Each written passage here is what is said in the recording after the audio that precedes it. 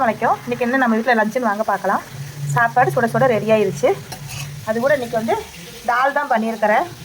சாப்பாட்டுக்கு அந்த தால் வந்து சூப்பராக இருக்கும். பாசிப்பருப்பு, துவரம்பருப்பு இந்த மாதிரி போட்டு கடையிறது செம்ம டேஸ்ட்டாக இருக்கும். அது கூட வந்து முரல் மீன் வறுத்துட்ருக்கிறேன். கூட பருப்பு சாத்துக்கு முரல் மீன் காம்பினேஷன் சூப்பராக இருக்கும். மீன் ரெடி ஆயிடுச்சு. அது கூட வந்து எக்கு பாயில் பண்ணி வச்சுருக்கிறேன். அது கூட வந்து கைமா வந்து அரைச்சி வச்சுருக்கிறேன்.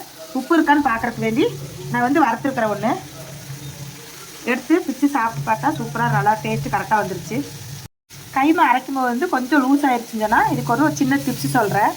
வீட்டில் அவள் இருந்துச்சுன்னா ஒரு கைப்பிடி அவள் வந்து பொடிச்சிட்டு சேர்த்துட்டிங்கன்னா கரெக்டான பதத்துக்கு நல்லா கெட்டியாக வந்துடும். நானும் அவளும் சேர்த்து அரைச்சி பார்த்தா சூப்பராக வந்தது. நல்லா கிறிஸ்பியாக மொறுமொறுன்னு வந்தது.